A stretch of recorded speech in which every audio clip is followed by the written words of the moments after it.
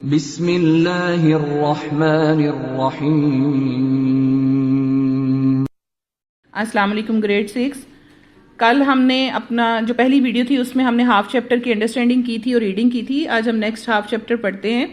آج کل تو معلومات اتنی پھیل گئی ہیں کہ پہلے کی طرح کتابیں ہوں تو انہیں پڑھنا تو کیا ان کی ورک گردانی کرنا بھی ناممکن ہو جائے گا۔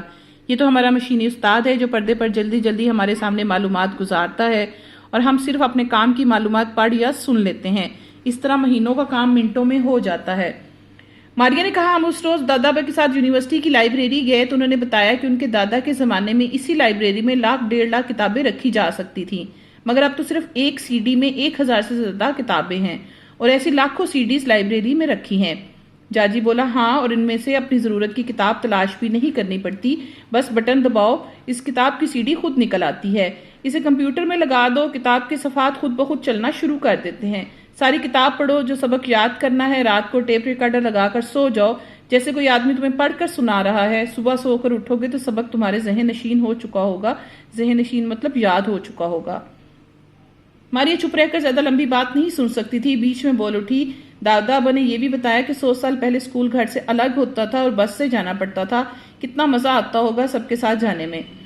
جاجی نے ماریا کو بتایا کہ آج کل کے دور کی طرح پہلے کتابیں جو سی ہیں وہ سی ڈیز پر نہیں ہوتی تھی، بلکہ وہ ایک بک میں ایک کاغذ پر چھپی بھی ہوتی تھیں اور ان کو پڑھنا پڑتا تھا۔ آج کل کے دور کی طرح جیسے ہم ایک سی ڈی میں ہزاروں کتابیں رکھتے ہیں اور ایک بٹن دباتے ہیں اور اپنی ضرورت کی کتاب جو سی ہے وہ نکال لیتے ہیں، یہ پچھلے دور میں ایسا نہیں ہوتا تھا۔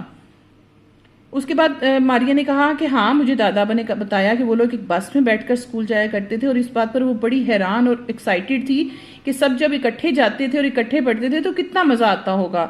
ہاں واقعی بہت مزہ آتا ہوگا، اب تو ہم بور ہو جاتے ہیں۔ اچھا تو کیا اسکول میں سب مل کر پڑھتے تھے؟ ہاں، دادا ابا تو یہی بتا رہے تھے کہ ایک استاد کے کمرے میں جسے جماعت کہتے تھے 40-50 بچے بیٹھتے تھے، سب ساتھ پڑھتے تھے اور پڑھنے کے بعد کمرے سے باہر نکل کر کھیلتے بھی تھے۔ پڑھنے میں ایک دوسرے سے مقابلہ بھی ہوتا تھا، جو بات کوئی بچہ بھول جاتا تو دوسرے بچوں سے پوچھ لیتا۔ ہاں کیسے اچھے دن تھے۔ کیا انسانی استاد بھی ایسے ہی پڑھاتا تھا جیسے مشینی استاد پڑھاتا ہے؟ جاجی نے اسے بتایا کہ پہلے زمانے میں ایک کلاس میں 40 سے 50 بچے ہوتے تھے اور سب مل کر پڑھتے تھے، جیسے کہ گرلز آپ لوگ اپنے اسکول میں آتے ہیں اور 15 سے 20 آپ گرلز ایک کلاس میں بیٹھتی ہیں اور آپ کو مختلف ٹیچرز آ کر پڑھاتے ہیں۔ تو یہ 100 سال بعد ایسا نہیں ہوگا، بلکہ انہوں نے بتایا کہ اس وقت صرف کمپیوٹر پڑھایا کریں گے۔ تو ماریا اس بات پر بڑی خوش ہو رہی تھی کہ اس طرح دوستی ہونے سے اور ایک ساتھ پڑھنے میں کتنا مزہ آتا ہوگا۔ نہیں، ایسے تھوڑی پڑھاتا تھا، وہ پڑھانے کے بعد سب بچوں سے پوچھتا تھا کہ سبق سمجھ میں آیا کہ نہیں، اور جن کی سمجھ میں نہیں آتا وہ اسے دوبارہ سمجھاتا، گھر پر کام کرنے کو دیتا تھا، اچھے بچوں کو شاباش دیتا اور پیار بھی کرتا تھا۔ آپ لوگوں کے جو ٹیچرز ہیں وہ آپ کے لیے ایک بلیسنگ ہے کہ وہ آپ کو ایک چھوٹی سے چھوٹی بات سمجھاتے ہیں۔ اگر آپ کو کسی بات کی سمجھ نہیں آتی تو آپ 2 بار 4 بار ان سے پوچھ سکتے ہیں۔ اگر آپ اچھا کام کرتے ہیں تو آپ کو اس پر شاباش ملتی ہے، جبکہ آج سے 100 سال کے بعد یہ سب کچھ نہیں ہوگا۔ مجھے یقین نہیں آ رہا، ہمارا استاد تو ہماری بات بھی نہیں سن سکتا، ہم چاہے کتنی ہی محنت سے دل لگا کر پڑھیں کوئی فرق نہیں پڑتا۔ میرا جی چاہتا ہے کہ کاش میں اسی زمانے میں ہوتی اور بہت سارے ساتھیوں کے ساتھ پڑھتی، پھر استاد سے سوال کرتی، میری محنت سے وہ خوش ہوتے، مجھے شاباش دیتے اور پیار کرتے۔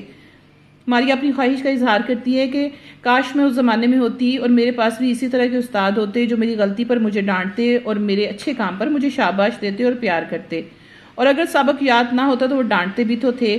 بیٹا سچ یہ تو اور بھی اچھی بات ہے، اس سے تو معلوم ہوتا ہے کہ استاد کو ہمارا کتنا خیال ہے۔ یہ شفقت مشینی استاد میں کہاں؟ اتنے میں انہیں اپنی امی جان کی آواز سنائی دی۔ انہوں نے مشینی ٹیچر کو چالو کر دیا تھا، چالو مطلب آن کر دیا تھا، چلا دیا تھا۔ ماریا نے ایک ٹھنڈی سانس بھری اور بوجھل قدموں سے اس کی طرف چل پڑی۔ یعنی ماریا کو یہ ماریا کی خواہش تھی کہ وہ بھی آج کل کے دور میں ہوتی اور وہ اسی طرح مشینی استاد کی بجائے ایک جیتے جاگتے انسانی استاد سے پڑھتی، جو کہ اس کی غلطیوں پر اس کو ڈانٹتا اور اس کے اچھے کام پر اس کو شاباش دیتا۔